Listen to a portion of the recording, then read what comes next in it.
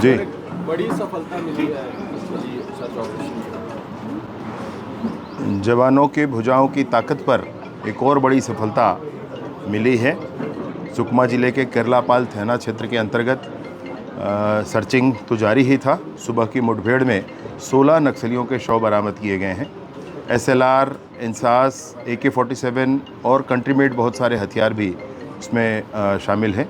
2 जवान हमारे उसमें घायल हुए हैं, परंतु वो खतरे से बाहर हैं और उनको जिला मुख्यालय ला करके आवश्यकता अनुरूप उच्च स्थानों पर, बड़े स्थानों पर इसके इलाज के लिए लाया जा रहा है।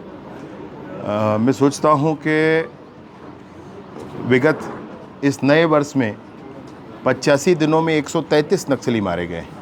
इस नए वर्ष में 2025 में 85 दिनों में 133 नक्सली मारे गए।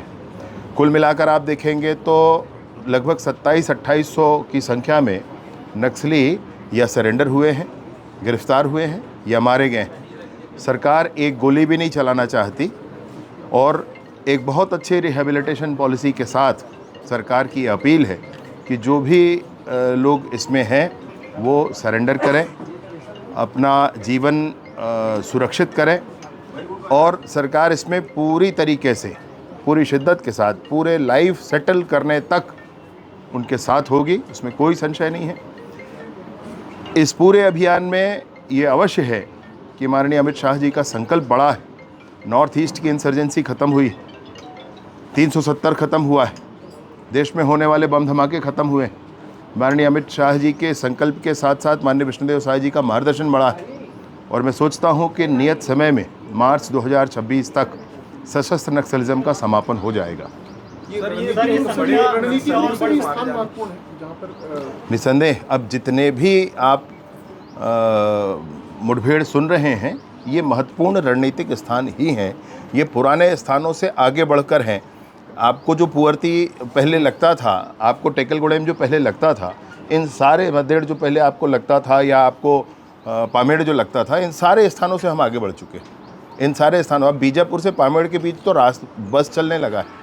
तो इन सारे स्थानों से आगे बढ़ कर के अबूझमाड़ के क्षेत्र में, अभ्यारण्य के क्षेत्र में और आगे जा कर के ये कार्यवाहियाँ की जा रही हैं। सर, एक बड़े नक्सली जो है जगदीश, उसके मारे जाने की भी खबर है।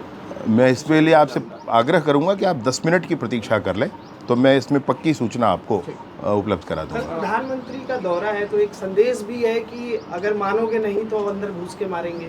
मैंने कहा 85 दिन में 133 नक्सली मारना प्रतिदिन का संदेश है कि स्पष्टता होनी चाहिए। पूरी ताकत, पूरी दृढ़ता के साथ सरकार इस पर काम करेगी। सरेंडर होते हैं, साथ आते हैं तो पूरा जीवन आपका सुचारू हो जाए, ठीक हो जाए, इसके लिए सरकार प्रतिबद्ध है, आत्मसंकल्पित है और अगर नहीं होता है तो दृढ़तापूर्वक कार्यवाही की ही जाएगी, इसमें कोई संशय नहीं। ये अमित शाह जी एक्स पर पोस्ट किए हैं, इस बात का जिक्र कर रहे हैं हथियार और हिंसा परिवर्तन नहीं ला सकते, केवल शांति और विकास ही संभव है। इससे पहले जिस तरह से नक्सल मुठभेड़ हुए और आज जो नक्सल मुठभेड़ हुआ है उसके लिए जवानों को बधाई भी दी है। बंदूक लेकर जंगल में घूमने का अर्थ क्या है, क्या चाहते हैं, कोई बता दे। आप लोगों ने स्वयं ही इंटरेक्शन किया है उन युवाओं के साथ जो अभी बीजापुर, सुकमा और नारायणपुर वगैरह से आए थे। आपने स्वयं पूछा उनसे तो 30-30 साल के नौजवान कभी टीवी नहीं देखे होते हैं, ये स्थिति होती है।